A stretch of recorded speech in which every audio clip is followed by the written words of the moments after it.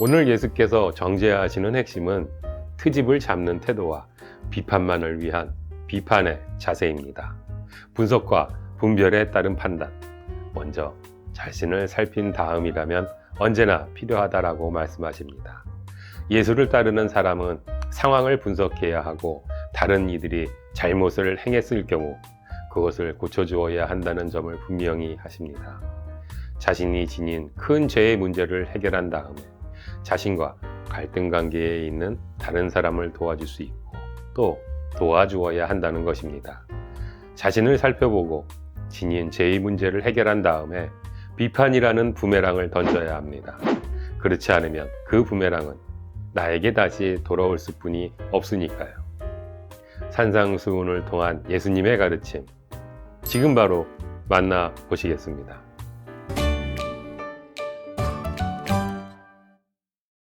안녕하세요. 오늘의 만나 가족 여러분, 크리스찬 유튜버 정승일입니다. 모두 잘 지내고 계셨나요? 오늘도 변함없이 우리에게 주신 하늘 양식, 마태복음 7장 1절로 5절 말씀과 12절 말씀 함께 받으러 가보실까요?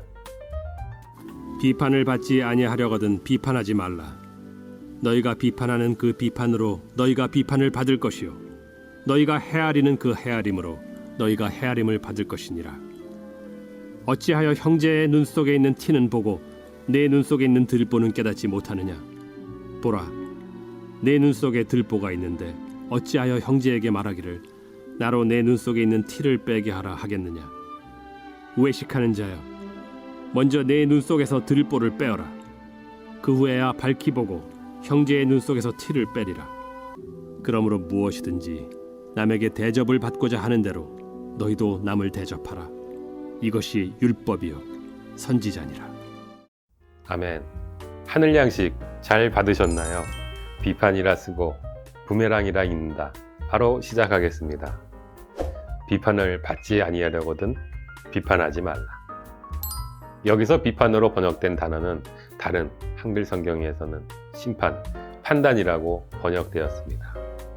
어떤 사람의 혹은 행동에 대해 주로 부정적인 결론을 내려버리는 행위입니다. 너는 나쁜 사람이야. 이 행동은 나쁜 행동이야. 이렇게 판결을 내려놓고 정죄하는 행동이지요. 예수께서는 이런 행동을 하지 말라고 하십니다. 그리고 이어지는 2절에서는 비판을 할 때에는 그 비판이 자신에게 돌아온다는 것을 분명하게 인식하고 있으라는 가르침을 주십니다. 너희가 비판하는 그 비판으로 너희가 비판을 받을 것이요 너희가 헤아리는 그 헤아림으로 너희가 헤아림을 받을 것이라. 이 대목에서 떠오르는 것이 하나 있습니다. 네, 부메랑입니다. 오스트레일리아 원주민이 사용하는 무기의 하나입니다. 이 부메랑을 잡고 목표물을 향해 던지면 회전하면서 날아가고 목표물에 맞지 않으면 되돌아옵니다. 예수께서는 지금 이렇게 말씀하고 계십니다. 너희가 하는 비판은 부메랑과 같다. 너희가 하는 비판은 반드시 너희에게 돌아온다. 비판할 때는 그걸 알고 비판해라. 사실 우리가 일상적으로 하는 경험입니다. 교회 역시 마찬가지입니다. 교회는 세상의 죄를 비판합니다. 또 비판해야 합니다. 하지만 비판할 때는 반드시 기억해야 합니다. 그 비판은 반드시 다시 돌아옵니다. 예를 들어 교회가 세상을 향해 성적인 타락을 비판한다면 세상은 반드시 교회를 향해 묻습니다. 그런데 왜 성적으로 타락한, 성적으로 범죄한 사람들이 교회 지도자로 건재합니까? 당신들이 그런 비판을 할 자격이나 있습니까? 라는 질문과 함께 그대로 교회로 돌아오는 것입니다. 누군가의 돈 문제를 비판하려면 자기 역시 돈에 대해 비판받을 각오를 해야 합니다. 누군가의 정직성에 대해 비판하려면 자기 역시 작은 거짓말도 큰 책임을 져야 할 각오를 해야 합니다. 예수께서는 오늘 상산수훈을 통해 우리에게 바로 이 부분을 일깨워 주시는 것입니다. 우리는 비판하며 살 수밖에 없는데 비판하기 전에 먼저 자기를 잘 살피라는 것입니다. 어찌하여 형제의 눈 속에 있는 티는 보고 내 눈 속에 있는 들보는 깨닫지 못하느냐. 자신이 하는 비판은 반드시 자기에게 돌아올 것인데 자기가 그 비판을 감당할 수 있는 수준의 사람인지 잘 생각해 보라는 것입니다. 그렇지 않으면 위선자라는 것입니다. 예수께서 굳이 비판하는 사람의 눈에는 들보, 그러니까 통나무 기둥이 들어있고 비판을 하려는 사람에게는 티, 먼지 같은 것이 있다고 비유하신 의도를 잘 기억해야 합니다. 사실 비판하려는 사람이 비판을 받는 사람보다 큰 문제를 갖는 경우가 많다는 것입니다. 비판하려는 사람에게는 사실 심각한 영적인 문제가 있을 수 있습니다. 갈라디아서 5장 22절 23절이 성령의 열매를 기준으로 생각해 보았습니다. 여러분도 저와 함께 이렇게 상상해 보시면 어떨까요? 누군가를 비판할 때 우리 안에 사랑과 기쁨과 평화와 인내와 친절과 선함과 신실과 온유와 절제가 함께 하기 쉽습니까? 어렵습니까? 아무리 생각해 봐도 제 경우에는 누군가를 강하게 비판할 때 제 안팎으로 성령의 열매가 열리기가 쉽지 않았습니다. 좋은 의도로 아주 절제되고 사랑으로 가득해서 인내하며 신중하게 비판하기도 어렵지만 일단 비판은 자주 논쟁으로 이어지고 그렇게 되면 제 마음속에도 그 대화의 자리에도 성령의 열매가 열리기는 어려워집니다. 가장 심각한 문제는 교만입니다. 내가 누군가보다 우월하다고 생각할 때 다른 사람을 비판하게 됩니다. 그래서 비판은 자주 교만과 결합됩니다. 그런데 성경은 하나님이 교만한 자를 대적하신다고 말씀합니다. 더구나 우리가 누군가를 비판할 때 우리는 자신을 하나님 자리에 놓기 쉽습니다. 사도 바울이 고린도전서에서 바로 이런 상황을 언급합니다. 그러므로 여러분은 주께서 오실 때까지는 아무것도 미리 심판하지 마십시오. 주께서는 어둠 속에 감추인 것들을 밝히 나타내시고 마음의 속생각을 드러내실 것입니다. 여기서 심판으로 번역된 그리스어 단어는 오늘 본문에서 비판으로 번역된 단어와 같은 단어입니다. 우리가 비판을 조심해야 하는 이유는 우리는 어떤 사람과 그 사람의 상황에 대해 다 알 수 없기 때문입니다. 최종적인 판단의 권위와 능력은 하나님께만 있는데 그것은 하나님만 모든 것을 아시기 때문입니다. 그러면 어떻게 해야 할까요? 외식하는 자여 먼저 내 눈 속에서 들보를 빼어라. 그 후에야 밝히 보고 형제의 눈 속에서 티를 빼리라. 성경에서 우리가 주목해야 할 아주 중요한 단어 가운데 하나가 먼저입니다.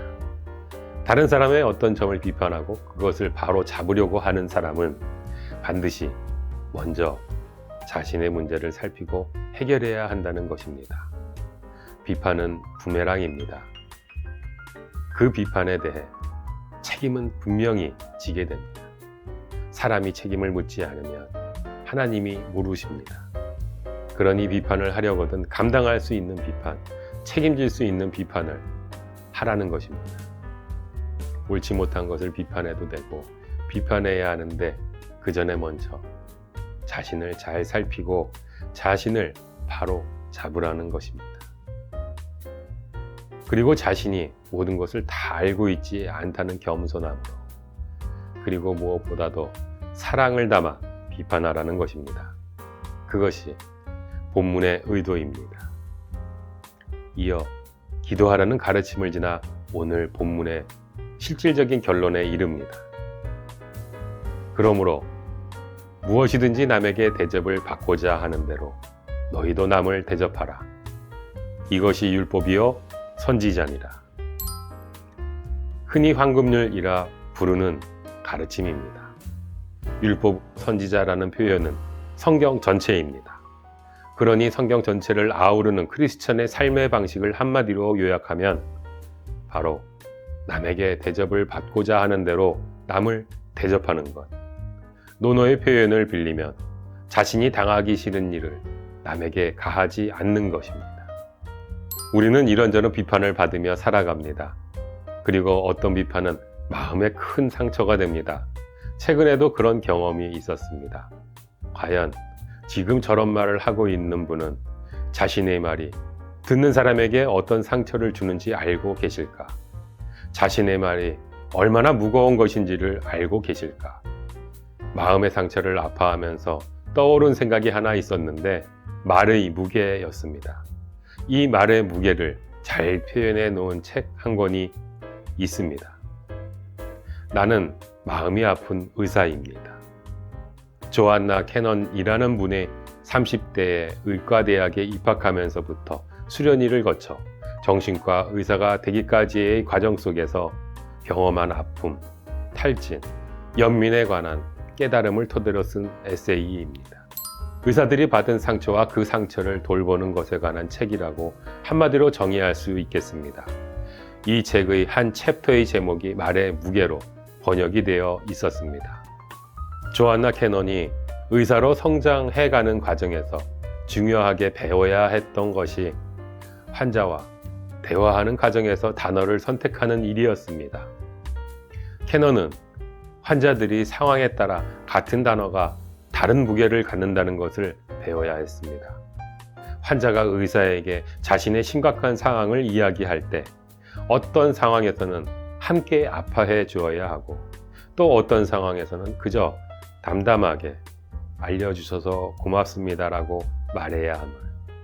사소한 단어의 선택 하나가 환자에게 미치는 충격에 큰 차이가 있음을 저자는 배웠습니다. 그는 말합니다. 이제는 우리가 누군가에게 하는 말에는 저마다의 무게가 있고 이 사람에게는 깃털처럼 가벼운 것이 다른 사람에게는 감당 못할 짐이 될 수 있다는 것을 안다. 인간은 각자 다른 저울로 말의 무게를 잰다.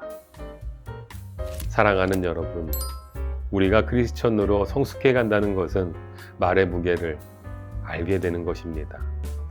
지금 나의 칭찬과 격려 혹은 비난과 비판이 갖는 무게를 가급적이면 말하기 전에 알아채는 것입니다.